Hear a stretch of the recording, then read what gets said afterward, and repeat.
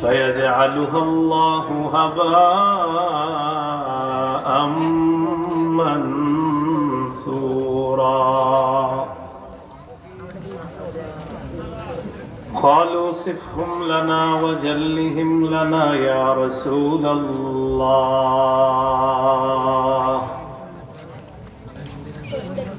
قال إنهم إخوانكم ومن جلدتكم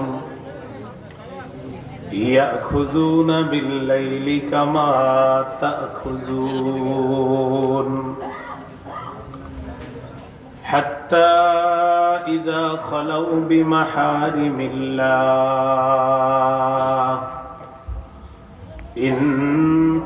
انتهكوها أو كما قال عليه الصلاة والسلام. اللهم صل على محمد وعلى آل محمد كما صليت على إبراهيم وعلى آل إبراهيم إنك حميد مجيد. اللهم بارك على محمد وعلى آل محمد كما باركت على إبراهيم وعلى آل إبراهيم إنك حميد مجيد. اللهم إني أعوذ بك من شر لساني وشر سمعي وشر بصري وشر مني. জামালপুর ফুরকানিয়া আশরাফিয়া নুরানিয়া হাফিজিয়া মাদ্রাসার হাফেজ ছাত্রদের পাগড়ি প্রদান উপলক্ষে বার্ষিক তাফসীরুল কোরআন মাহফিলে সম্মানিত প্রধান মেহমান সাংবাদিক মোহাম্মদ শফিকুর রহমান এমবি, বিশেষ মেহমান জনাব খাজে আহমদ মজুমদার সাবেক সভাপতি ফরিদগঞ্জ উপজেলা ছাত্রলীগ, সভাপতি জনাব ফজলুর রহমান অত্র মাদ্রাসার সহ সভাপতি, সার্বিক তত্ত্বাবধান হযরত মাওলানা মোহাম্মদ সিদ্দিক আহমদ সাহেব মোহতামিম অত্র মাদ্রাসা, আয়োজনে জামালপুর এলাকার যুব সমাজ মাদ্রাসা কমিটিবৃন্দ। গুরুত্বপূর্ণ আলোচনা পেশ করবেন হযরত মাওলানা সরওয়ার হোসাইন ইয়াকুবী সাহেব গোপালগঞ্জ। আলোচক বাংলাদেশ বেতার টেলিভিশন ঢাকা, খতিব ভোলা জামে মসজিদ গুলশান 2 ঢাকা। আরও ওলামায়ে কেরাম আলোচনা পেশ করেছেন, করবেন। উপস্থিত হযরত ওলামায়ে কেরাম, মুসলমান ভাইরা,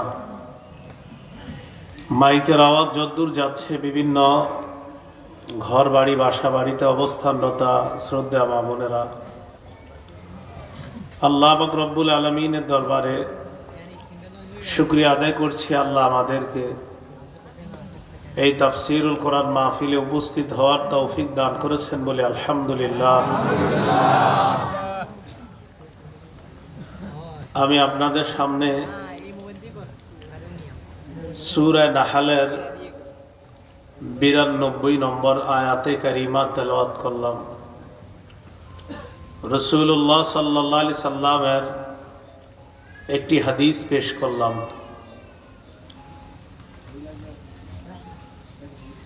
দীর্ঘ 1 মাস পরিপূর্ণ 30টা সিয়াম পালন করার পর রমজান মাসের 2 দিনের মধ্যেই, রমজান মাস শেষ হওয়ার পর 2 দিনের মধ্যেই এমন একটি ধর্মীয় অনুষ্ঠানে আমরা উপস্থিত হতে পারলাম।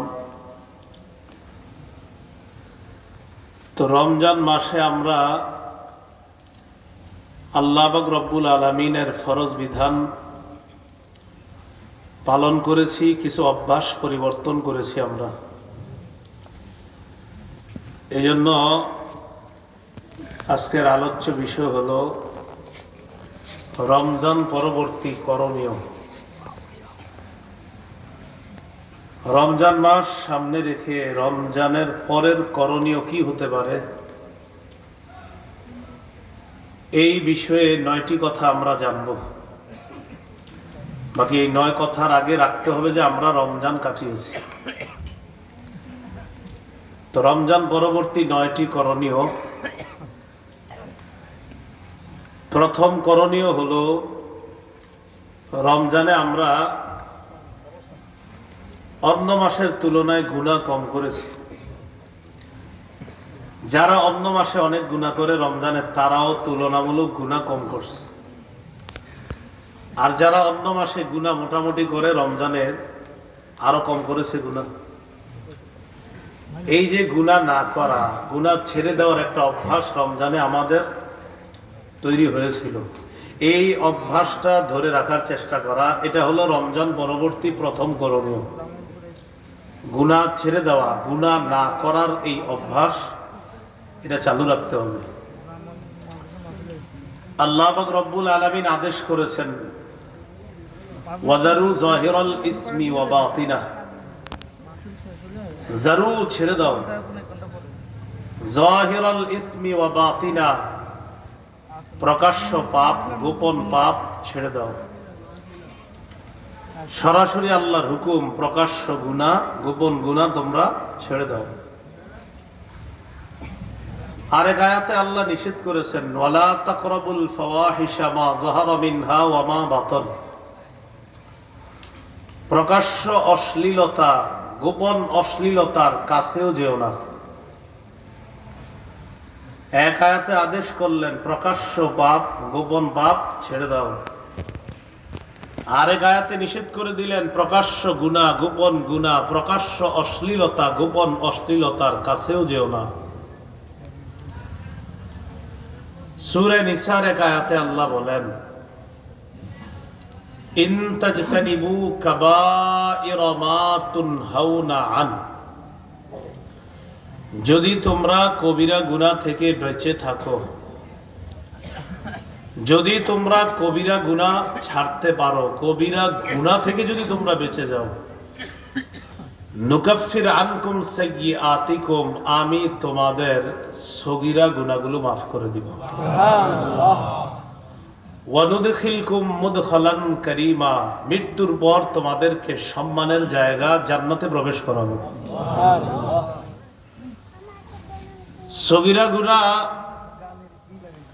এটাও ছেড়ে দেওয়ার অভ্যাস করা, কবিরা তো করবই না, সগীরা গুনাহও ছাড়া। রাসূলুল্লাহ সাল্লাল্লাহু আলাইহি সাল্লাম বলেন, ইয়াকুম ওয়া মুহাক্কিরাতিজ যুনুব, তোমাদের চোখে যেই গুনাহগুলাকে ছোট মনে হয় এগুলাও তোমরা ছেড়ে দিবা, এগুলা থেকেও তোমরা বেঁচে থাকবা। নবী বলেন, যেই গুনাহ তোমাদের চোখে ছোট মনে হয় এগুলা থেকেও বেঁচে থাকবা। আম্মা জান আয়েশা সিদ্দিকা রাদিয়াল্লাহু তাআলা আনহাকে রাসূল সাল্লাল্লাহু আলাইহি সাল্লাম বলেন, ইয়াকি ওয়া মুহাক্কিরাতিল আমাল ফাইন্না লাহা মিনাল্লাহি তালিবা, ছোট ছোট পাপ থেকেও বাঁচবা। আয়েশা, ছোট পাপের ব্যাপারেও জিজ্ঞাসা করা হবে, এটা যদি বেশি করা হয় এটার ব্যাপারেও জিজ্ঞাসা করা হবে। আনাস ইবনু মালিক রাদিয়াল্লাহু তাআলা আনহু বলেন, ইন্নাকুম লাতা'মালুনা আমালা হিয়া আদাক্কু ফি আয়ুনিকুম মিনাশ শাহ, বুখারীর বর্ণনা।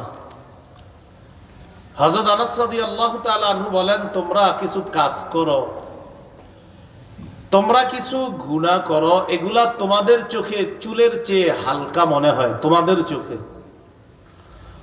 ওয়াইন কুন্না লানাউদ্দুহা আলা আহদি রাসূলিল্লাহি সাল্লাল্লাহু আলাইহি ওয়াসাল্লাম মিনাল মুবিকাত, তোমরা যেগুলোকে তোমাদের চোখে চুলের চেয়ে হালকা মনে করো, এই কাজগুলোকে নবীর যুগে আমরা ধ্বংসকারী অপরাধ বলে গণ্য করতাম। এই হাদিস থেকে একটু বুঝার আছে, হযরত আনাস রাদিয়াল্লাহু তাআলা আনহু এই কথাটা কি আমগো এই যুগে বলছে নাকি নবীর কাছাকাছি যুগে? কারণ নবীজির সাহাবী, নবী বিদায় নিছে এর কিছুদিন পরেই নবীর সাহাবী কথা বলছে।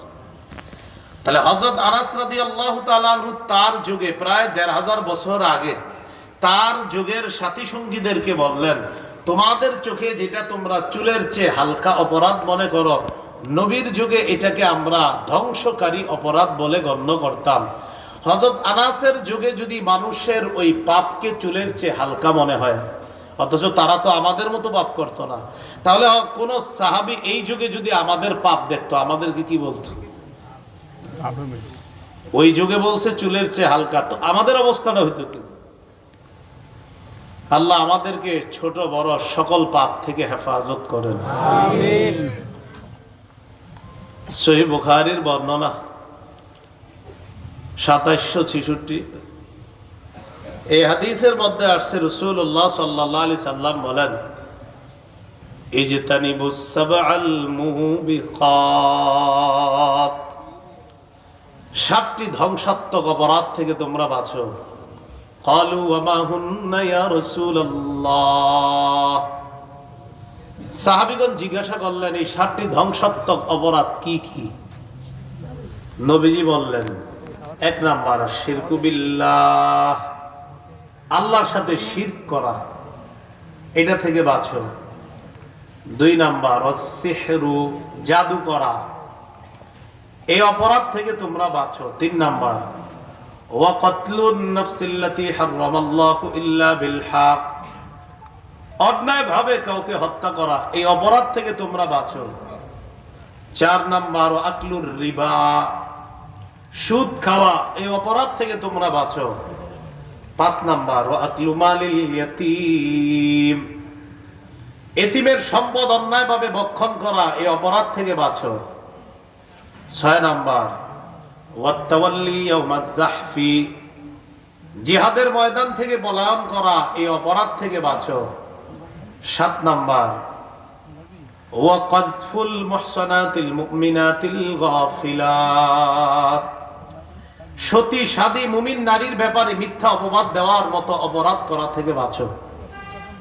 একটা মেয়ে ভালো সতী সদবা, এই মেয়ের ব্যাপারে এমন একটা মিথ্যা অপবাদ দিলেন আর বিয়ে হচ্ছে না, রাসূল সাল্লাল্লাহু আলাইহি সাল্লাম বলেন এই জাতীয় অপরাধগুলো থেকে তোমরা বাঁচো। রমজান পরবর্তী ৯টি কাজ, আমাদের প্রথম কাজ হলো অপরাধ ছেড়ে দেওয়ার যে মানসিকতা তৈরি হয়েছিল এটা ধরে রাখার চেষ্টা করা।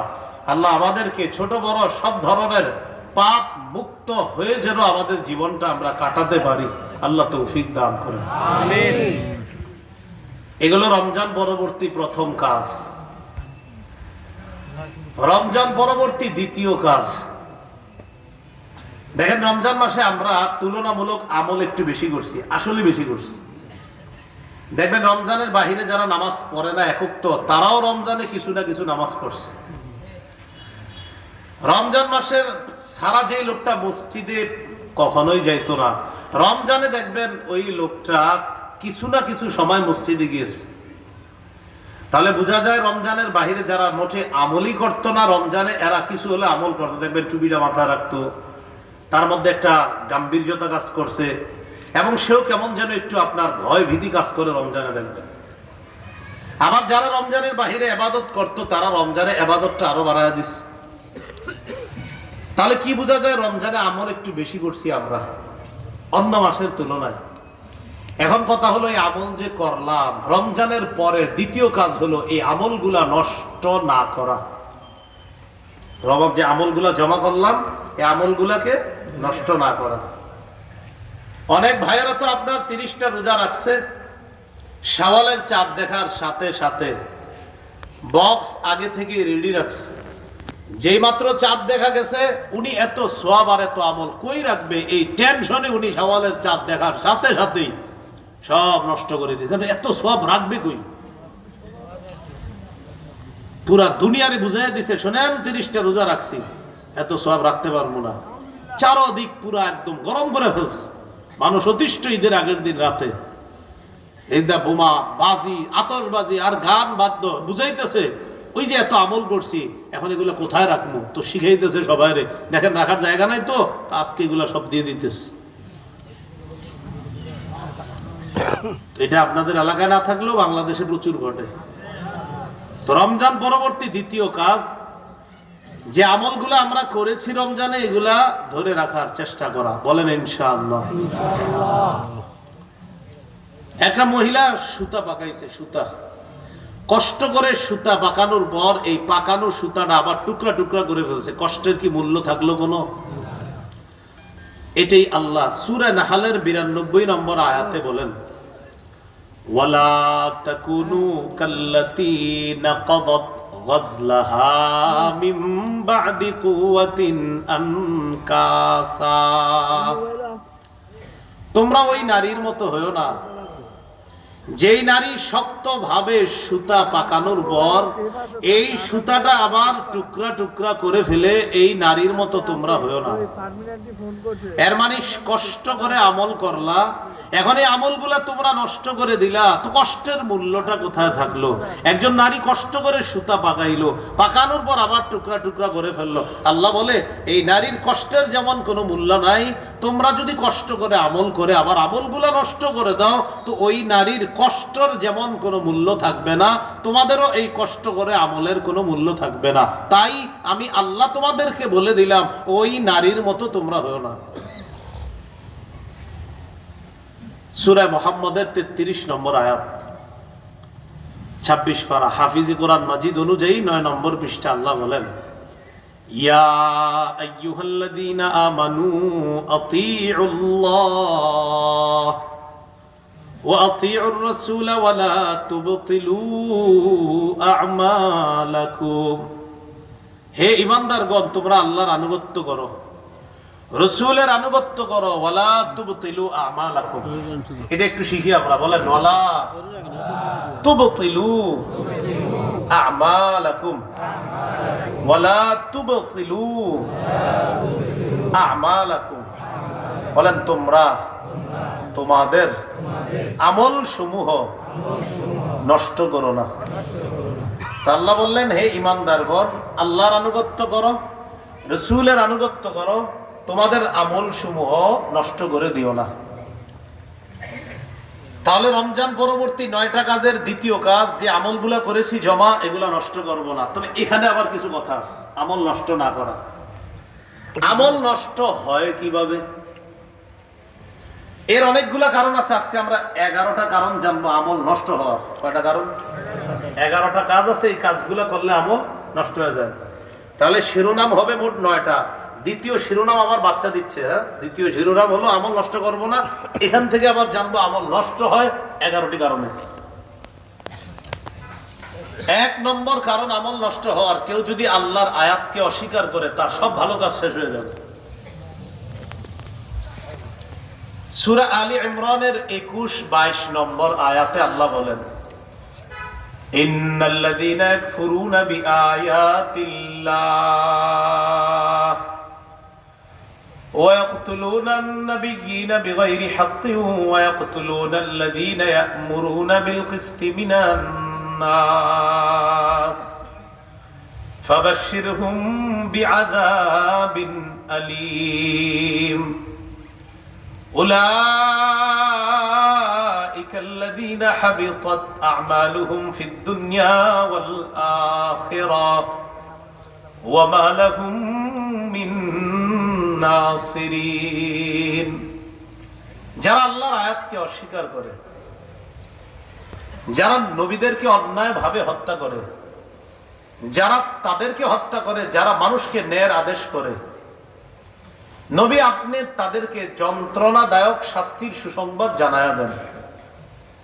তারা হলো এই সমস্ত মানুষ, হাবিতত আমালুহুম, যাদের আমল নামা সব বরবাদ, সব নষ্ট। নাউজুবিল্লাহ। ওয়ামা লাহুম মিন নাসিরিন, তাদের কোনো সাহায্যকারী নাই, তাদের কোনো সাহায্যকারী নাই, তাদের আমল যা আছে সব বরবাদ। তাহলে আল্লাহর বিধানকে অস্বীকার করলে, আল্লাহর আয়াত অস্বীকার করলে, তার আমল নামা সব বরবাদ হয়ে যাবে। কোরআনের একদম শুরু থেকে শেষ পর্যন্ত সন্দেহ মুক্ত যে ঈমান আমরা পোষণ করি, মরণ পর্যন্ত সেই ঈমান ধারণ করে যেন আমরা মরতে পারি, আল্লাহ তৌফিক দান। 2 নম্বর, পরকালকে যদি কেউ অস্বীকার করে আমল নামা বরবাদ। অনেকে পরকালকে ব্যাখ্যা সাপেক্ষে স্বীকার করে। কি সাপেক্ষে? মানে হ্যাঁ বুঝে আসলে স্বীকার করে, আর বুঝে না আসলে অংশ স্বীকার করে না। মানে এটা তার বুঝে আসতে হবে। এখানে বুঝে আসার কিছু নাই, পরকাল সত্য স্বীকার করতে হবে। অস্বীকার করতে করতে বলে ফেলে কবরের আযাব, কয়গুলো বিশ্বাস করি না। কবর আযাব কি করে না, বিশ্বাস করে না। তো উনি ওনার যতটুকু বুঝে আসে একটু বিশ্বাস করে, যতটুকু বুঝে আসে না একটু বিশ্বাস করে না, বাস আমল নামা সব বরবাদ।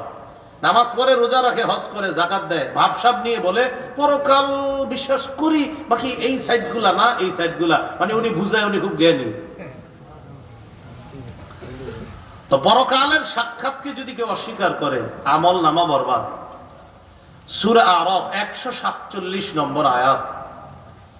এই আয়াতে আল্লাহ পাক রব্বুল আলামিন বলেন, ওয়াল্লাযীনা কাযযাবু বিআয়াতিনা ওয়া লিকাইল আখিরাতি হাবিতাত আ'মালুকুম। যারা আমার আয়াতকে মিথ্যা সাব্যস্ত করে, ওয়া লিকাইল আখিরাহ, আখিরাতের সাক্ষাৎকে যারা মিথ্যা সাব্যস্ত করে, হাবিতাত আ'মালুহুম, তাদের আমলনামা সব বরবাদ হয়ে যাবে। তাদের আমলনামা সব বরবাদ হয়ে যাবে, সব নষ্ট হয়ে যাবে। 3 নাম্বার, প্রদর্শন প্রিয়তা। বলেন তো বাংলাটা? প্রদর্শন প্রিয়। রমজানে আমল করছি কারে খুশি করার জন্য? আল্লাহকে। কারো নিয়ত যদি এমন থাকে আমারে মানুষ বাহবা দিবে, এই নিয়ত যদি হয়ে থাকে তো আমলনামা সব বরবাদ। যেমন ইদানিং কালে যাদের বয়স কম, অনেক আলোচক, যেমন আমি, আমারও বয়স কম, গাড়ি থেকে নামার পরে 50 জন যদি আপনারা পিছনে হাঁটেন, আমার কিন্তু একটা ভাবসা বাইসা পড়ে। মুরব্বীরা সামনে থাকলে এটা ঠিক আছে, যারে হোক তারে আপনি সামনে দিলেন আর পিছনে 50-60 জন হাঁটলেন আর বুঝাইলেন উনি কিছু, আর আমিও বুঝলাম আসলে আমি কিছু। এই যে ওয়াজ করবো আর ওয়াজ শুনবেন, সব হবে প্রদর্শন, আর এই প্রদর্শন যখন হবে সব বরবাদ।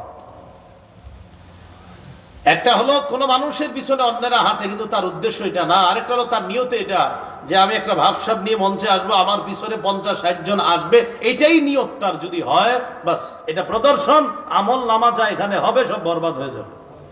এটা হলো নিয়তের ব্যাপার। কিন্তু একটা হলো তার নিয়ত এমন না, এরপরেও তাকে মানুষ সম্মান দিচ্ছে, এটা ঠিক আছে। কিন্তু ওনার নিয়তে এরকম, হ্যাঁ আমার একটু মানুষ সম্মান দিবে, এটা ভিডিও হবে আর বলবে দেখো কি সম্মান, যদি এরকম নিয়ত হয় তো আমার বলা শোনা সব বরবাদ। সূরা হুদের 15-16 নম্বর আয়াত, 12 পারা, হাফিজি কোরআন মাজিদ, 2 নম্বর পৃষ্ঠা। আল্লাহ বলেন, মান কানা ইউরিদুল হায়াতাদ দুনিয়া ওয়া যিনাতাহা নুওয়াফি ইলাইহিম আমালাহুম ফিহা ওয়া হুম ফিহা লা ইউবখাসুন। أولئك الذين ليس لهم في الآخرة إلا النار وحبط ما صنعوا فيها وباطل ما كانوا يعملون। যে ব্যক্তি দুনিয়ার চাকচিক্য কামনা করে, আল্লাহ বলেন তাকে আমি দুনিয়াতে একদম পরিপূর্ণ দিব। কারণ তো চায় এখানে একদমই দিব, পরিপূর্ণ দিব, নাও আরো নাও, কত লাগবে তোমার? জনপ্রিয়তা তো তুমি চাইতেছো, কত লাগবে সব দিব, যদি টার্গেট আসলে এটা হয়। দেওয়ার পরে আল্লাহ বলে ওহুম ফিহা লা ইউবখাসুন, একটু কম দেওয়া হবে না, একদম পরিপূর্ণ দিব। এরপরে আল্লাহ বলে উলাইকাল্লাযীনা লাইসা লাহুম ফিল আখিরাতি ইল্লান নার, তবে আখেরাতে আগুন ছাড়া আর কিছু না। কি বলছে? আখেরাতে আগুন ছাড়া, আখেরাতে খালি আগুন পাবা। দুনিয়াতে তো তোমার যা দরকার দিয়ে দিছি আমি, আখেরাতে শুধু আগুন পাবা। ওয়া হাবিতা মা সানাউ ফিহা, তারা দুনিয়াতে যা করেছে হাবিত, সব নষ্ট হয়ে যাবে। ওয়া বাতিলুম মা কানু ইয়ামালুন, তাদের আমলনামা সব বরবাদ হয়ে যাবে। বলি নাউযুবিল্লাহ। তাহলে রমজানে যে আমলগুলো করলাম, এই আমলগুলো নষ্ট করব না। বলেন রমজানে আমল করেছি কাকে খুশি করার জন্য? ভবিষ্যৎ জীবনে ছোট বড় সব আমল করব কাকে খুশি করার জন্য? তাহলে প্রদর্শন উদ্দেশ্য হলে আমলনামা বরবাদ। 4 নাম্বার, শিরিক করা। শিরক করলে আমল নামা বরবাদ। আপনাদের এলাকার মাশাআল্লাহ একজন রোজা রাখছে 30টা, ঈদের দিন নিজের আসল আব্বার কবর জিয়ারত করছে, মানে আপন আব্বার কবর জিয়ারত তো ভালো, তো জিয়ারত করার পর এবার আরেক আব্বার কবর জিয়ারত করতে গেছে, সেটাও ভালো। কবর জিয়ারত খারাপ না, ভালো। প্রথমে আপন আব্বারটা করে, তো এরপরে আরেক আব্বার কবরে গেছে, সেখানে গিয়ে আবেগে ছোট্ট করে একটা সিজদা দিছে। আবেগে একদম ছোট্ট করে, কেউ যাতে না দেখে। কেউ না দেখলে কি হবে, আল্লাহ তো দেখছে। এই যে সিজদা দিয়ে দিল, সব শেষ, ফিনিশড, খতম। সূরা জুমারের 65 নম্বর আয়াতে আল্লাহ বলেন, ওয়ালাকাদ উহিয়া ইলাইকা ওয়া ইলাল্লাযীনা মিন ক্বাবলিক লাইন আশরাকতা লায়াহবাতান্না আমালুকা ওয়া লাতাকুনান্না মিনাল খাসিরিন। নবী, আপনার কাছে আর আপনার পূর্ববর্তী যারা, তাদের কাছে এই মর্মে ওহী প্রেরণ করা হয়েছে, যদি আপনি শিরক করেন, কি বলতেছে দেখেন, যদি আপনি শিরক করেন, যদি আপনি শিরক করেন, অবশ্যই অবশ্যই আপনার আমলও বরবাদ হয়ে যাবে। চিন্তা করছেন, নবীরে বলতেছে আপনি শিরক করলে আপনার আমল নামা বরবাদ।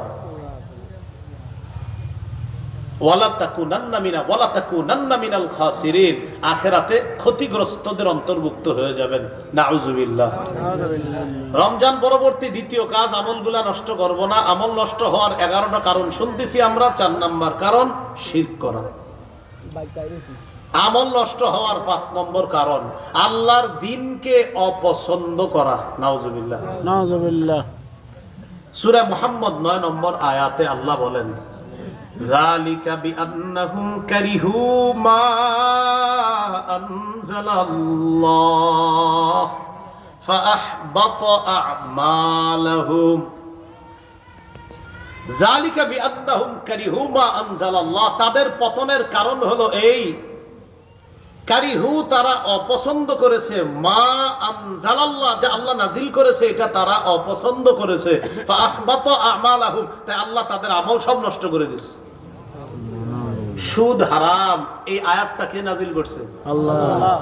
এখন এই এলাকার কেউ যদি নামাজ, রোজা, হজ, এই যাকাত বিধানগুলো তার ভালো লাগে, হজের বিধানটা আপনার কেমন লাগে? আলহামদুলিল্লাহ, খুব ভালো। যাকাতের বিধান কয়টাও ভালো, নামাজের বিধান কয়টাও খুব সুন্দর। সুদের বিধানটা কেমন? আসলে ব্যবসা লাভ হয়, সুদেও লাভ হয়, দুইটাই তো লাভ, এইটা না দিলে হইতো না। শেষ। সুদ হারাম, এই ঘোষণা কার? আল্লাহ। আপনার পছন্দ হচ্ছে না তো সমস্যা নেই, আপনার না হইলে কি আপনার আখেরাত শেষ? আল্লাহর সব আপনার পছন্দ করতেই হবে যদি বলেন আমি ইমানদার। প্রিয় ভাইরা, বুঝে আসছে? তাহলে আল্লাহ নাজিল করছে এটারে, আল্লাহর দ্বীনকে অপছন্দ করলে তার আমল নামা সব বরবাদ হয়ে যাবে। 6 নাম্বার, আল্লাহকে নারাজ করে এমন জিনিসের অনুসরণ যদি আমি আপনি করি, আর আল্লাহর কোন সন্তোষজনক বিষয়কে যদি আমি আপনি অপছন্দ করি, মানে আল্লাহ পছন্দ করে আর আমি আপনি অপছন্দ করি, আর আল্লাহকে নারাজ করে কোন জিনিস আমি আপনি সেটার অনুসরণ করি, তাহলেও আমল নামা বরবাদ। এটা 6। 5 নাম্বার হলো আল্লাহর দ্বীনকে অপছন্দ করা। 6 নাম্বার, আল্লাহর কোন পছন্দের বিষয়কে আপনি অপছন্দ করা, অথবা আল্লাহকে নারাজ করে দেয় এমন জিনিসকে আপনি অনুসরণ করলে আমল নামা বরবাদ। সূরা মুহাম্মদ 28 নম্বর আয়াতে আল্লাহ বলেন, এটা আপনাদের কেউ খেয়ে ফেলেন, নষ্ট করার কোনো সুযোগ নেই। হ্যাঁ, আমি চাপান করার অভ্যাস নেই। সূরা মুহাম্মদের 28 নম্বর আয়াত আল্লাহ পাক রব্বুল আলামিন বলেন, যালিকা বিআন্নাহুম ইত্তাবাউ মা আসখাতাল্লাহ ওয়া কারিহু রিদওয়ানাহু ফাআহবাতা আ'মালাহুম।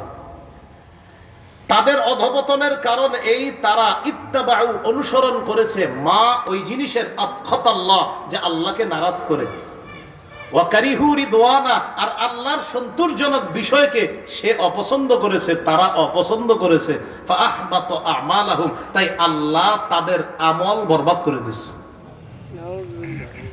7 নাম্বার, আল্লাহর রাস্তায় বাধা দিলে তার আমল আল্লাহ নষ্ট করে দেয়। কেউ যদি কোনো ইমানদারদেরকে আল্লাহর রাস্তায় বাধা দেয়, তার ভালো কাজ যেগুলো আছে এগুলো আল্লাহ নষ্ট করে দিবে। সূরা মুহাম্মদের 32 নম্বর আয়াতে আল্লাহ বলেন, ইন্নাল্লাযীনা কাফারু ওয়া সাদ্দু আন সাবিলিল্লাহ وشاقوا الرسول من بعد ما تبين لهم الهدى لن يضروا الله شيئا وسيحبط أعمالهم নিশ্চয় যারা কুফরি করেছে, মানুষকে আল্লাহর রাস্তা থেকে বাধা দিয়েছে, হেদায়েত স্পষ্ট হওয়ার পর যারা রাসূলের বিরুদ্ধে আচরণ করেছে, তারা আল্লাহর কোনো ক্ষতি করতে পারবে না। অচিরেই আল্লাহ তাদের আমলনামা বরবাদ করে দিবে। নিজেরা ভালো কাজ করতে না পারলেও মুমিনদেরকে ভালো কাজে বাধা দিব না আমরা, বলেন ইনশাআল্লাহ। ইনশাআল্লাহ। আপনি নিজে করেন না, আরেকজনে বাধাও দিবেন না। 8 নাম্বার, আল্লাহ রসুলের সাথে বেয়াদবি করলে আমলনামা বরবাদ। আল্লাহ রসুলের সাথে বেয়াদবি করলে আমলনামা বরবাদ। এই যুগে আল্লাহর সাথে রসুলের সাথে বেয়াদবি কি? আল্লাহর ব্যাপারে উল্টা পাল্টা বলা, এটাই বেয়াদবি। রাসূলুল্লাহ সাল্লাল্লাহু আলাইহি সাল্লামের ব্যঙ্গ করা, রাসূলের শানে উল্টা পাল্টা বলা, এটাই বেয়াদবি। সূরা হুজুরাতের 2 নম্বর আয়াতে আল্লাহ বলেন, ইয়া আইয়ুহাল্লাযীনা আমানু লা তারফাউ আসওয়াতাকুম ফাওকা সাওতিন নাবিয়্যি ওয়ালা তাজহারু লাহু বিল কওলি কাজহরি বা'দিকুম লিবা'দিন আন তাহবাতা আ'মালুকুম ওয়া আনতুম লা তাশউরুন। হে ঈমানদারগণ, তোমাদের আওয়াজ নবীর আওয়াজের চেয়ে উঁচু করবা না। তোমরা একজন আরেকজনের সাথে যেভাবে জোরে কথা বলো, নবীর সামনে এইভাবে কথা বলবা না। কেন? হতে পারে তোমাদের আমলনামা বরবাদ হয়ে যাবে, তোমরা জানতেও পারবা না। নবীর শানে বেয়াদবি করলে আমলনামা বরবাদ। এই যুগে যদি কোনো ব্যক্তি, কোনো প্রতিষ্ঠান আমার নবীকে ব্যঙ্গ করার মতো বেয়াদবি করে, আর এই বেয়াদবিকে যদি কোনো মুসলমান সমর্থন করে, তো ওই মুসলমানও এই বেয়াদবির গুনাহের অন্তর্ভুক্ত হবে। এটা করাও যাবে না। আর রাসূলের শানে বেয়াদবি করে যারা, তাদের সমর্থনও করা যাবে না। এই গেল আপনার 8 নাম্বার আমলনামা নষ্ট হওয়ার। 9 নাম্বার, সদকা করে খোটা দেওয়া। দান সদকা করে খোটা দেওয়া। বলে গেছো 2000 টাকা দিছিলাম, এত তাড়াতাড়ি আপনাদের দিতে বেশি কে? আপনাদের কে বলছে এটা দিতে? মানে একজন আরেকজনের সদকা করছে, তো কি একটা ঝামেলা হয়েছে, এত তাড়াতাড়ি ভুলে দিলি? আপনি যে খোটা দিচ্ছেন তো শেষ। 2000 টাকা আছে দিছিলেন না, বেটা হয়তো খায়া টায়া একটু কাজ হয়েছে, আপনার একটু কাজ হবে না, আপনার মোটেই কাজ হবে না। আর জাকাত দিয়ে যদি খোটা দেন, এটা তো আরো মারাত্মক অপরাধ। জাকাত তো এটা আপনার টাকা না, আপনি খোটা দেন কেন? জাকাত কিন্তু আপনার না। আপনি যে জাকাত দিলেন না, এটা আপনার না, এটা যার ওরই দিচ্ছেন, তো এটা খোটার দিয়ে আছে। একজনের 10,000 টাকা জাকাত দিচ্ছে, গত বছরই তো 10,000 জাকাত দিলাম, ভুলে গেলাম? এই মিয়া, জাকাত দিচ্ছেন মানে যারটা তারে দিচ্ছেন, এটা আপনি কথা বলার কি? এই জন্য জাকাত ফরজ যাদের উপর, এদেরকে বলবেন ভাইয়া টাকা কিন্তু এটা আপনার না, যার তারে দিয়ে দেন। তাহলে জাকাত দিয়ে খোটার প্রশ্নই আসে না, কারণ জাকাতের মালিক তো আপনিই না।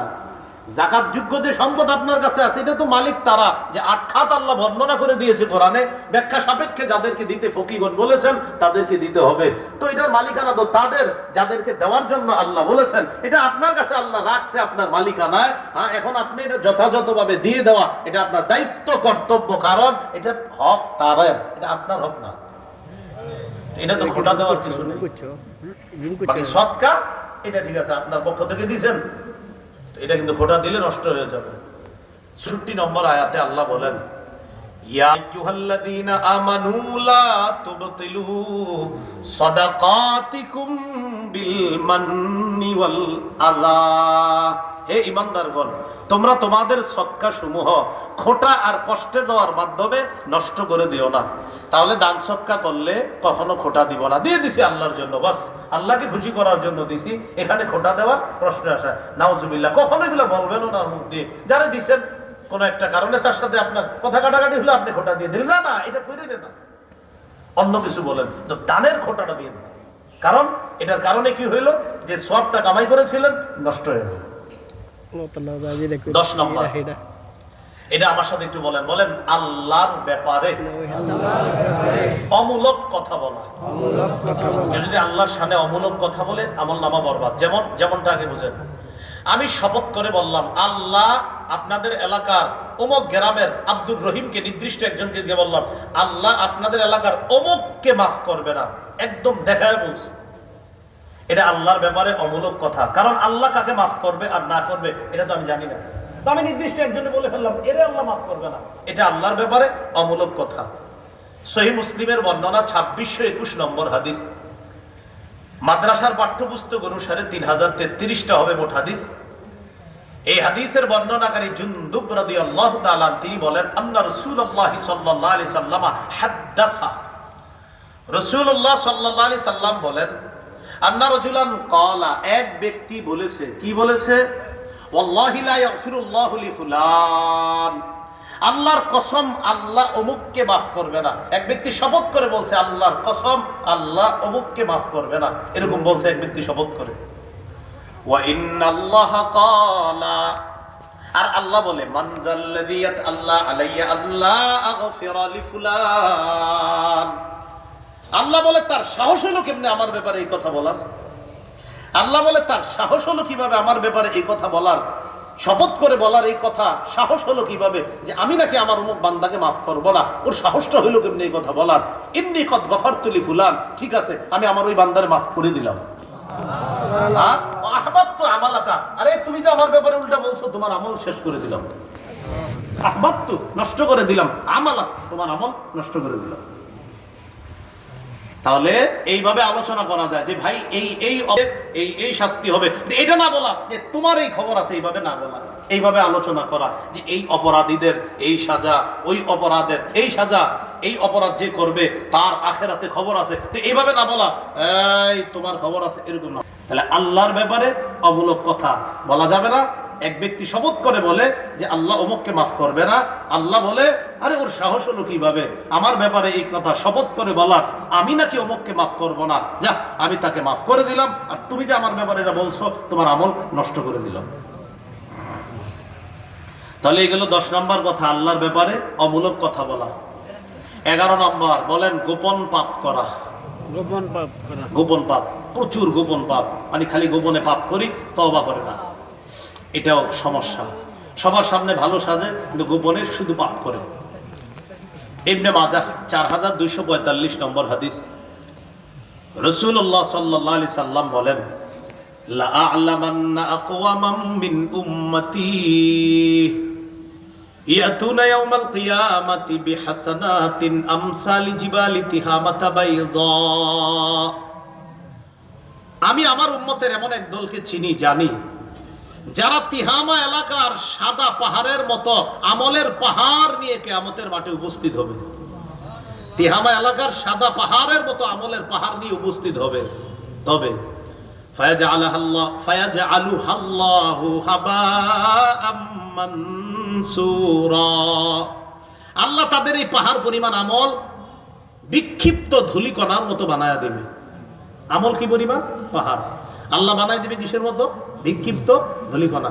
বিক্ষিপ্ত ধূলিকণা যেটা দেখা যাবে না। দেখেন আমরা এখানে বসা না, এখানেও কিন্তু ধুলাকণা আছে, এটা দেখতেছি না আমরা। এটা আপনারা দেখবেন কিভাবে? এবার তো শীতকাল চলে গেছে, আগামী শীতকালে টিনের ঘরে ছোট ছিদ্র দিয়ে একটা রৌদ্র ঢুকে না, ওই রৌদ্রটার মধ্যে দেখবেন কি জানি ঘুরে। গরমকালেও দেখতে পারবেন রৌদ্র ঢুকলে খালি কি জানি ঘুরে, ছোট ছোট কি জানি ঘুরতে থাকে। তখন কি মনে করি আমরা রৌদ্রের মধ্যে ঘুরে, আসলে পুরো ঘরেই ঘুরে, দেখা যাইতেছে একটু রৌদ্রে। তো এইগুলা হলো আপনার এই ছোট ছোট এগুলা দেখা যায় না। এটা আমাদের এই মাঠে এখন আছে, এখানে এই যে বসে আছেন এখানেও কিন্তু আছে, আমরা দেখতেছি না।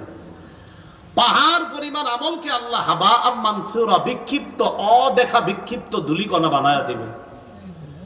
সাহাবীগণ অবাক হয়ে বললেন, সিফহুম লানা ওয়াজাল্লিহিম লানা ইয়া রাসূলুল্লাহ, হুজুর তাদের গুণাবলী একটু বলেন তো, এরা কারা, আমরা যেন তাদের অন্তর্ভুক্ত না হই, আমাদের কাছে একটু তাদের পরিচয়গুলো বলেন, যেন আমরা ওই মানুষগুলোর অন্তর্ভুক্ত না হই। নবীজি বললেন, ইন্নাহুম মিন ইখওয়ানিকুম, অথবা বলেছেন ইখওয়ানুকুম, তারা তোমাদের ভাই। অমিন জিলদাতিকুম, তারা তোমাদের সম্প্রদায়ভুক্ত, তোমরা চামড়ার মানুষ, এরাও চামড়ার মানুষ, তোমাদেরকে দেখতে যেমন এদেরকেও তোমাদের মতো মনে হবে। ইয়াখুজুনা বিল্লাইলি কামা তাখুজুনা, রাতে তোমরা যেমন ইবাদত করো তারাও ইবাদত করবে। তো হুজুর সমস্যা কোথায়? আমাদের মতো ইবাদত, আমাদের মতো দেখতে শুনতে, এরপরও তাদের আমল বিক্ষিপ্ত ধূলিকণা কেন হবে? নবীজি বলে হ্যাঁ, হাত্তা ইযা খালাউ বিমাহারিমিল্লাহ ইনতাহাকুহা, এরা যখন আড়ালে যাইতো, মানুষের চোখের আড়ালে যাইতো, দরজাটা বন্ধ করে বড় বড় গোপন পাপে জড়িয়ে পড়তো, যেটা তার মা বাবাও জানতো না, এই পাপ থেকে তওবাও করতো না। আমার মানুষের চোখে তার আমলের পাহাড় ছিল, কিন্তু আল্লাহ জানতো সে গোপনে কত বড় বড় পাপ করতো। তওবা না করার কারণে কিয়ামতের ময়দানে তার এই পাহাড় পরিমাণ আমল আল্লাহ বিক্ষিপ্ত, অদেখা বিক্ষিপ্ত ধূলিকণার মতো বানায় দেবে। এজন্য দেখেন আমাদের গোপন পাপ হয়, এটা সত্যি কথা, কিন্তু গোপনে তাড়াতাড়ি তওবা করা, গোপনে কি করা? তওবা করা। আর গোপন পাপ হয়ে গেলে আবার আরেকজনে বললেন না, যেমন এখন আমি বয়ান করছি, তো একজন হয়তো আরেকজনে বলবে বয়ানের পরে, ভাই আমিও তো গোপন পাপ করি, আপনার এই কইতে গেছি না, কাউরে কইেন না। রাসূলুল্লাহ সাল্লাল্লাহু আলাইহি সাল্লাম বলেন, কুল্লু উম্মতি মুআফান ইল্লাল মুজাহিরিনা, আমার উম্মতের মধ্যে যারা গুনাহ প্রকাশ করে না, আমি আশাবাদী এরা গুনাহ করে চুপে চুপে তওবাও করবে আর আল্লাহ তাদেরকে মাফও করবে। এটা নবী আশাবাদী। এখন নবীজি বলেন, আমার উম্মতের কিছু উম্মত আছে এমন বোকার মতো কি করে, ইন্না মিনাল মাজানাতি আইয়ামালা রাজুলু বিল আমালি, আমার উম্মতের কিছু মানুষ রাতের বেলা গুনাহ করে, গুনাহ করার পর সকালবেলা বন্ধুরে ডাক দিয়ে বলে, ইয়া ফুলান দোস্ত, আমি উতুল বাড়ি হাতা কাজা ও কাজা, আমি রাতে এই এই পাপ করেছি। কয় ওর পাপের উপর আল্লাহ পর্দা ফালায় রাখছিল, ও বোকার মতো সকালবেলা ওর এই পাপ মানুষের কাছে প্রকাশ করে দেয়। তাহলে এখানে দুইটা বিষয় জানলাম, এক গোপনে তো পাপ করবোই না, যদি করেও ফেলি কাউরে বলবো না, চুপে চুপে ক্ষমা চেয়ে নেওয়া। কথাটা কি? গোপনে পাপ করবো না, যদি গোপনে পাপ হয়ে যায় আল্লাহর কাছে তাড়াতাড়ি আজকে ক্ষমা চেয়ে নিব, কিন্তু এটা কাউরে আর বলা দরকার নেই। রমজান পরবর্তী কয় কাজ? 11 না 11 না, বুঝলেন 9 কাজ। একদম মাথা ঠিক রাখতে হবে, কিন্তু রমজান পরবর্তী কয় কাজ? 9 কাজ। এর মধ্যে দ্বিতীয় কাজ আমরা শুনতেছি, আমল নষ্ট করব না। আমল নষ্ট হয় কয় কারণে? 11। রমজান পরবর্তী তৃতীয় কাজ, বলেন আমার সাথে, হেদায়েতের মোকাবেলায়, মোকাবেলা না বলে হেদায়েতের বিপরীতে, হেদায়েতের বিপরীতে পথভ্রষ্টতা গ্রহণ করব না, গ্রহণ করব না। আমরা আশাবাদী, রমজানে আল্লাহ প্রদত্ত হেদায়েত আমরা পেয়েছি, এটা আমরা আশা রাখতে পারি। দেখেন আপনারা যে মাহফিলে আসছেন রমজানের পরে, এটা আশা রাখা যে আল্লাহ হেদায়েতের উপর রেখেছেন বলে আমরা এখানে আসতে পেরেছি, মানে এটা আশা রাখা। এখন এই হেদায়েতের বিপরীতে পথভ্রষ্টতা গ্রহণ না করা, এই জন্য আল্লাহর কাছে বেশি বেশি দোয়া করা। সূরা ফাতিহা যখন পড়েন নামাজে মন দিয়ে পড়েন, ইহদিনাস সিরাতাল মুস্তাকিম, এটা মন দিয়ে পড়বেন। হেদায়েতের উপর থাকার জন্য একটা দোয়া করতে পারেন, বলেন আল্লাহুম্মা মুকাল্লিবাল কুলুব সাব্বিত কলবি আলা দীনিক, হে অন্তর সমূহের পরিবর্তনকারী, হে অন্তর সমূহের পরিবর্তনকারী, হে অন্তর সমূহের পরিবর্তনকারী, আপনি আপনি আমার আমার অন্তরকে আপনার দ্বীনের উপর অটল রাখুন, অটল রাখুন। এটা আপনারা আরবি না বললে বাংলায় বলবেন আল্লাহকে। আরবিটা হলো আল্লাহুম্মা মুকাল্লিবাল কুলুব সাব্বিত কলবি আলা দীনিক, আর বাংলায় ভাবে বলবেন, হে অন্তর সমূহের পরিবর্তনকারী রব আল্লাহ, আপনি আমার অন্তরটাকে আপনার দ্বীনের উপর অটল রেখেন। এইভাবে আল্লাহকে বাংলায় বলেন, কোনো সমস্যা নাই, বেশি বেশি বলা। তাহলে 3 নাম্বার, রমজান পরবর্তী কাজ, হেদায়েতের বিপরীতে যেন পথভ্রষ্টতা আমরা গ্রহণ না করি। সূরা আরাফের 175, 176 এই 2 আয়াতে আল্লাহ বলেন, মুসা নবীর জামানায় এক ব্যক্তি ছিল আবেদ, আল্লাহর ওলি ছিলেন, তার নাম ছিল বালাম। এই বালাম আল্লাহর কাছে দোয়া করত, সাথে সাথে আল্লাহ কবুল করতেন। মুসা নবী যুদ্ধ করার জন্য রওনা করলেন জব্বারিনদের বিরুদ্ধে, প্রতাপশালী জালেমদের বিরুদ্ধে। যুদ্ধ করতে যখন গেলেন, জিহাদ করার জন্য যখন গেলেন, এই জালেমরা জানতে পারলো যে মুসা নবী আমাদের বিরুদ্ধে লড়াই করার জন্য আসতেছে, আর তার সাথে পারাটা সহজ না। তো কি করা যায়? অন্য কৌশল অবলম্বন করা যায়। কি? বালআম নামে এক ব্যক্তি আছে, সে নাকি দোয়া করলেই কবুল হয়ে যায়, তারে গিয়ে বলবো মুসা নবীর বিরুদ্ধে বদদোয়া করতে, যেন মুসা নবীরে আল্লাহ সাহায্য করে দেয়। চিন্তা করছে, তাহলে আর আমরা যুদ্ধ করা লাগলো না, আর হারতে হলো না। তারা বালআমের কাছে আসছে, আসার পরে বালআমকে বলতেছে, বালআম মুসার বিরুদ্ধে বদদোয়া করো। তো বালামের জ্ঞান ছিল। বালাম কয়, দেখো আমার দোয়া কবুল হয়, তো এর মানে যেই সেই দোয়া যে করলে কবুল হবে এমন না। যার বিরুদ্ধে দোয়া করতে বলছো তার বিরুদ্ধে দোয়া করলে কবুল তো হবে না, উল্টা আমি ধ্বংস হব। জাতি কি করলো, তারে অনেকভাবে চেষ্টা করার পর রাজি করাইতে পারে না, তার স্ত্রীকে এবার ধরছে, অর্থের প্রলোভন দেখায়া বিবির মাধ্যমে স্বামীরে রাজি করাইছে। তাহলে তার কাছে হেদায়েত ছিল, এখন সে অর্থের লোভে পথভ্রষ্টতা গ্রহণ করার জন্য পাহাড়ে উঠছে, মুসা নবীর বিরুদ্ধে বদদোয়া করবে। বদদোয়া করে ফেলছে, সাথে সাথে তার জিহ্বাটা আল্লাহ বের করে দিয়েছে কুকুরের মতো। কোন মুফাসসির লেখছে শুকুরের মতো, জিহ্বা একদম নাভি পর্যন্ত চলে আসছে। তাহলে হেদায়েত ছিল। তো এটার মোকাবেলা ওই দুনিয়া পথভ্রষ্টতা গ্রহণ করছে। এটাই আল্লাহ বলেন সূরা আরাফের 175-76 নম্বর আয়াত, ওয়াতলু আলাইহিম নাবা আল্লাযী আতাইনাহু আয়াতিনা ফানসালাখা মিনহা ফাআতবাহু আশ-শাইতানু ফাকানা মিনাল গাওয়িন। নবী আপনি তাদেরকে শুনিয়ে দেন, তাদের কাছে বর্ণনা করেন ওই ব্যক্তির ঘটনা যেই ব্যক্তিকে আমি আমার নিদর্শন দিয়েছি, অতঃপর সে ফানসালাখা, তা থেকে বিচ্যুত হয়ে গেছে। ওই বালাম ফাকানা মিনাল গাওয়িন, সে পথভ্রষ্টদের অন্তর্ভুক্ত হয়ে গেল। ওয়ালাউ শি'না লারাফা'নাহু বিহা, আমি আল্লাহ চাইলে তাকে আমার নিদর্শনাবলীর মাধ্যমে তার মর্যাদা আরো বাড়াইতে পারতাম, কিন্তু সে কি করছে জানেন? ওয়ালাকিন্নাহু আখলাদা ইলাল আরদ, সে দুনিয়ার প্রতি ঝুঁকে গেছে, টাকা অর্থের প্রতি ঝুঁকে গেছে।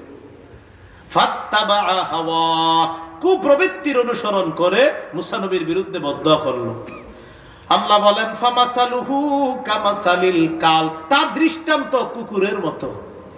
ইন তাহমিল আলাইহি ইয়ালহাস আও তাতরুকহু ইয়ালহাস, কুকুরের উপর যদি আপনি বোঝা দেন তাও কুকুর জিহ্বা বের করে হাঁপাবে, জিহ্বা বের করে হাঁপাইতে থাকবে, জিহ্বা বের করে নাড়াইতে থাকবে।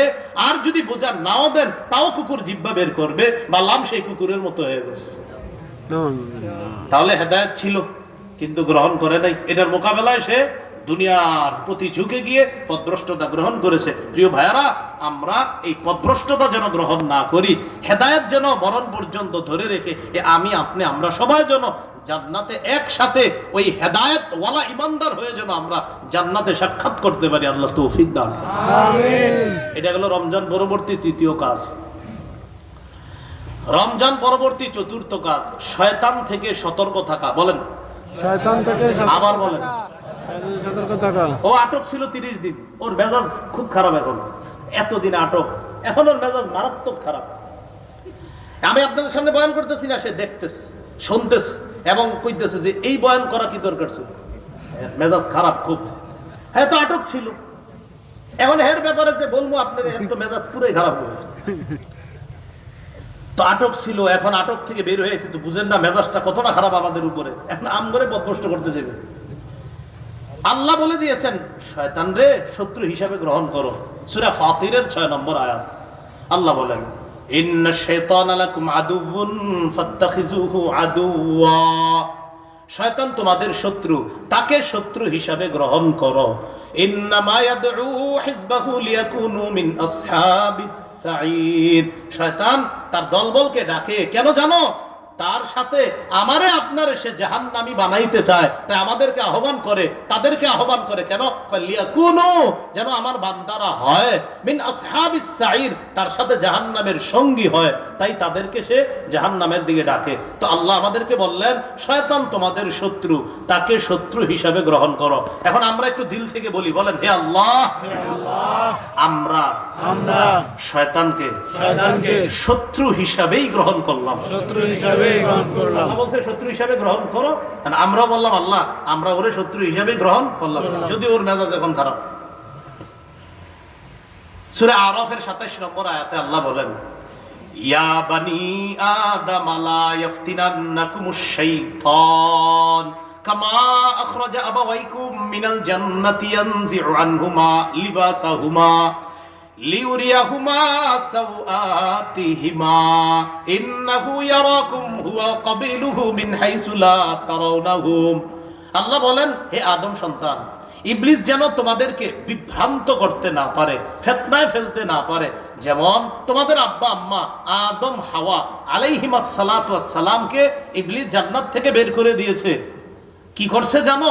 তাদের কাপড় টেনে ধরছে। একজন আরেকজনের লজ্জাস্থান দেখানোর জন্য ইবলিস তোমাদের আব্বা আম্মার কাপড় টেনে ধরেছিল। সেই ইবলিস এখন তোমাদের পিছনেও চেষ্টা চালায়। ইন্নাহু ইয়ারাকুম হুয়া ওয়া কাবিলুহু মিন হাইসু লা তারাউনাহুম। ইবলিস এবং তার সাঙ্গপাঙ্গরা তোমাদেরকে এমন জায়গা থেকে এমন ভাবে তোমাদেরকে দেখে, তোমরা তাকে দেখো না, কিন্তু সে আর তার সাঙ্গপাঙ্গরা তোমাদেরকে দেখে। তো কি বলছিলাম? ইবলিস আমাদেরকে দেখতেছে, যদিও আমরা দেখতেছি না। সহিহ বুখারীর 2032 নম্বর হাদিস। নবীজির বিবি সফিয়া রাদিয়াল্লাহু তাআলা আনহা নবীজির সাথে কথা বলতে আসছে মসজিদে। কথা বইলা নবীজির বিবি চলে যেতেছে। এই টাইমে একজন দেখছে নবীজিরে। নবীজি বললেন, এই শোনো, আমি আমার বিবির সাথে কথা বলবো। হঠাৎ দিনে কেন বললেন? নবীজি বলতেছে, এই শোনো, অন্তরে যেন কোনো ঝামেলা না হয়, আমি কিন্তু আমার বিবি সফিয়ার সাথে কথা বলছি, এটা তোমাদের আম্মা জান। এর মানে আমি কোন নারীর সাথে কথা বললাম কিনা তোমার ভিতরে এই অসওয়াসা তৈরি হইতে পারে যে নবী কোন নারীর সাথে কথা বললো। না না, এটা বিবি সফিয়া। শয়তান তোমাদের শরীরে রক্ত চলাচলের জায়গায় চলে, তাই শয়তান যেন আমার ব্যাপারে আমার বিবির ব্যাপারে তোমাদেরকে বিভ্রান্ত না করে। এই যে আমরা হুজুররা তোর বিপদে আছে, বিবি নিয়ে কোথাও যাবেন তো সন্তান আদি যা আছে তো গোষ্ঠী নিয়ে যেতে হবে।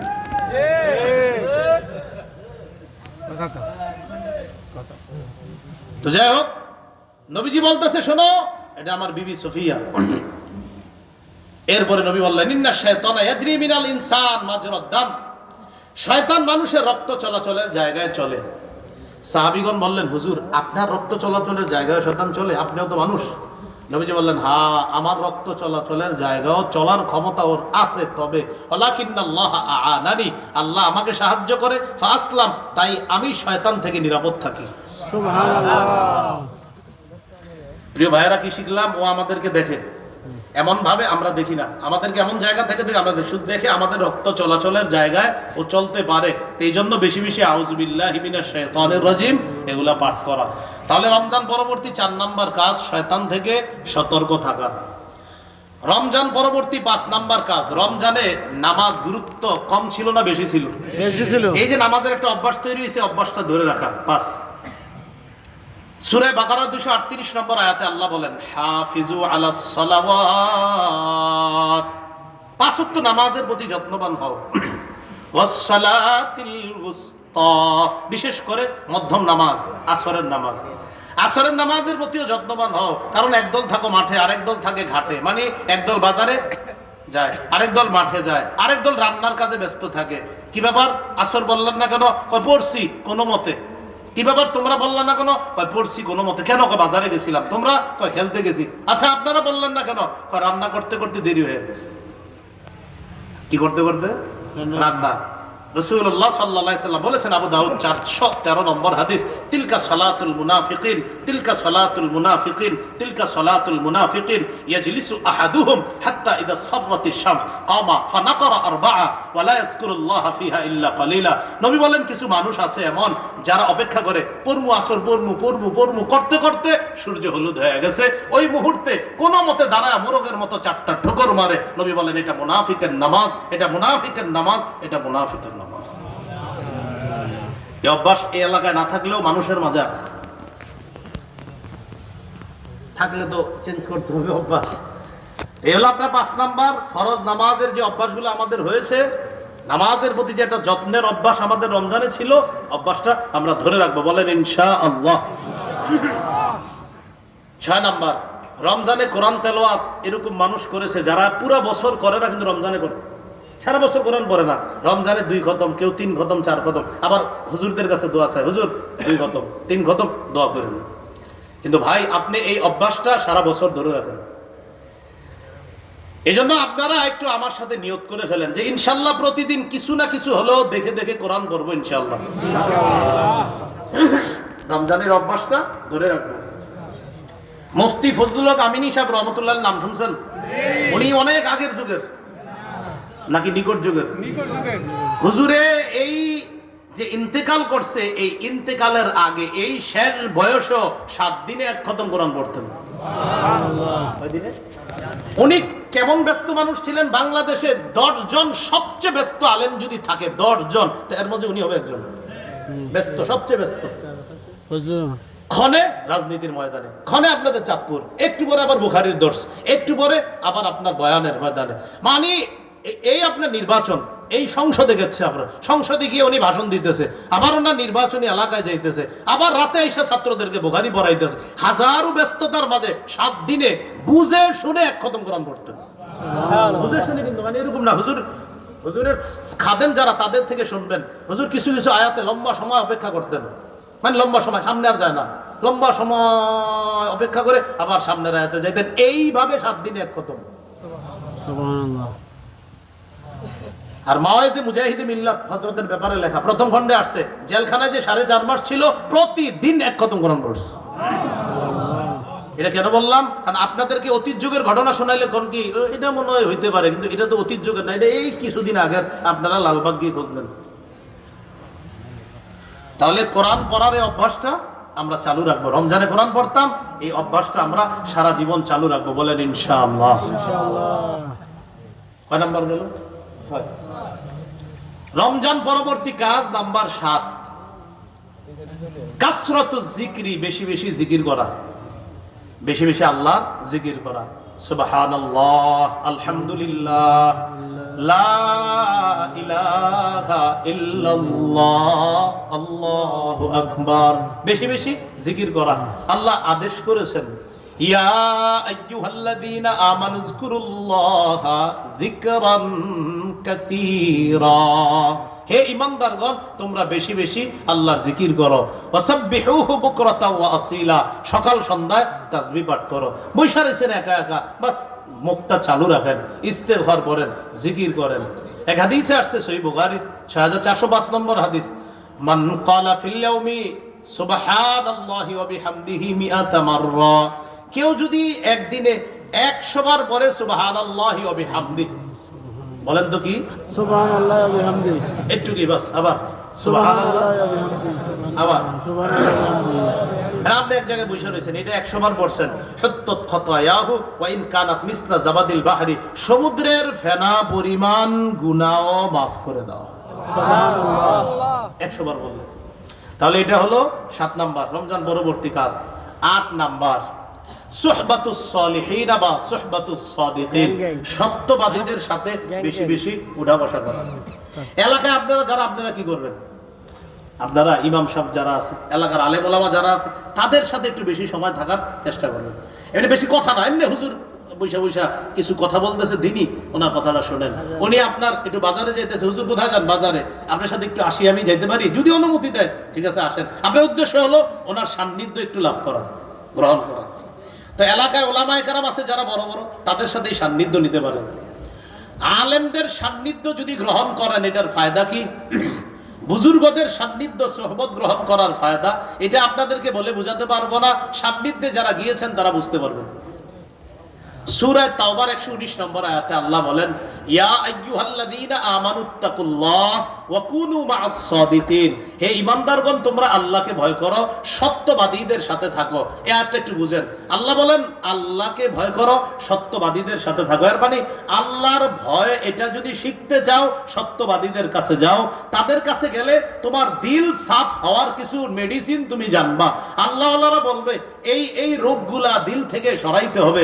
আর দিল থেকে যখন রোগ সরে যাবে, হিংসা সরে যাবে, অহংকার সরে যাবে, দিল তখন সাফ হবে। আর ওই দিলের মধ্যে তখন আল্লাহর ভয় তৈরি হবে। এটা হলো ইত্তাকুল্লাহ, আল্লাহকে ভয় করা।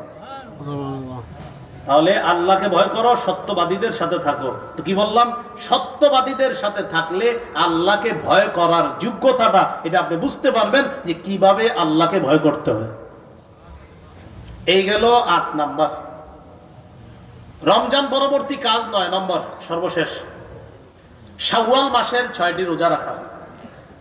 শাওয়াল মাসের 6টি রোজা রাখা। মুসলিমের বর্ণনা, মান সামা রমাদান, যে ব্যক্তি রমজান মাসে রোজা রাখছে, সুম্মা আতবাহু সিত্তাম মিন শাওয়াল, শাওয়াল মাসের 6টি রোজা রাখছে, কানা কাসিয়ামিদ দাহরি কুল্লি, রমজানের রোজা রাখার পর শাওয়ালের 6টা রোজা রাখছে, তার পুরা বছর রোজা রাখার সওয়াব হবে। সুবহানাল্লাহ। এই রোজা যদি মা বোনরা রাখতে চায়, তাদেরকে বলে দিবেন, তারা শাওয়ালের 6 রোজা রাখতে চাইলে শাওয়ালের 6 রোজা আলাদা রাখতে হবে, আর আল্লাহ প্রদত্ত অসুস্থতার কারণে রমজানে তাদের যদি কয়েকটা রোজা না রাখা হয়ে থাকে, সেই ভাঙা রোজাগুলা আলাদা রাখতে হবে, আর শাওয়ালের 6 রোজা আলাদা। ভাই এটা একটু বুঝেন, কথার কথা, আমাদের কোনো মা বোনের আল্লাহ প্রদত্ত অসুস্থতার কারণে 5 দিন রোজা রাখতে পারে নাই, তাহলে তার কয়টা রোজা আছে? 5টা। এই 5 রোজা রমজানের পরে আলাদা রাখতে হবে। 5 রোজার মধ্যে এই নিয়ত করা যাবে না যে আমি ভাঙা রোজার সাথে শাওয়ালের রোজারও নিয়ত করলাম, না, হবে না। ওই 5 আলাদা। আর শাওয়ালের যদি ফজিলত চায়, এই শাওয়ালের রোজা আলাদা রাখতে হবে, কারণ সেটা হলো ওয়াজিব, এটা তো আপনি করতেই হবে, এটা ফরজ, আপনি ওই সময় ছুটে গেছে এটা রাখা। আর শাওয়ালের রোজা হলো নফল, এই শাওয়ালের যে 6 রোজা, এই 6 রোজা আপনার আলাদা রাখতে হবে। ও আচ্ছা, 5 বলছি, 5 না, শাওয়ালের 6 রোজা। তো এটা কথা উদাহরণ দিতে গিয়ে বলছিলাম যে কোন মা বোন কথার কথা 5টি রোজা রাখতে পারে নাই, তো তিনি 5টি রোজা আলাদা রাখতে হবে। আর শাওয়ালের ফজিলত যদি চায়, তো শাওয়ালের 6 রোজা আলাদা রাখতে হবে। ভাই এটা বুঝে আসছে সবার? অনেকেই ভুলটা করে, কি করে, ওনার ওই ভাঙতি রোজার সাথে শাওয়ালের রোজারও নিয়ত করে ফেলে, না, এখানে তাদাখুল, এটা হবে না। হ্যাঁ, এটা একটা আরেকটা অন্তর্ভুক্ত হবে না। এই হলো রমজান পরবর্তী 9টি কাজ। 1 নাম্বার কাজ, রমজানের পর গুনাহ ছেড়ে দেওয়ার যে অভ্যাসটা তৈরি হয়েছে, এটা আমরা ধরে রাখবো। 2 নাম্বার, আমল জমা করছি রমজানে, আমলগুলা নষ্ট করব না। 3 নাম্বার, হেদায়েত আশাবাদী, আমরা কিছু হেদায়েত আল্লাহর থেকে গ্রহণ করেছি, হেদায়েতের মোকাবেলায় পথভ্রষ্টতা গ্রহণ করব না। 4 নাম্বার, রমজানের পরের কাজ হলো শয়তান থেকে সতর্ক থাকা। 5 নাম্বার, রমজানে নামাজের একটা অভ্যাস আমাদের তৈরি হয়েছে, এই অভ্যাসটা ধরে রাখা। 6 নাম্বার, বেশি বেশি আল্লাহর জিকির করা। 7 নাম্বার, কোরআন তেলাওয়াত করা, কোরআন তেলাওয়াত। 8 নাম্বার, নেককারদের সান্নিধ্যে যায়া তাকওয়া কিভাবে অর্জন করব, এটা শেখার চেষ্টা করা। 9 নাম্বার, শাওয়ালের 6টি রোজা রাখা।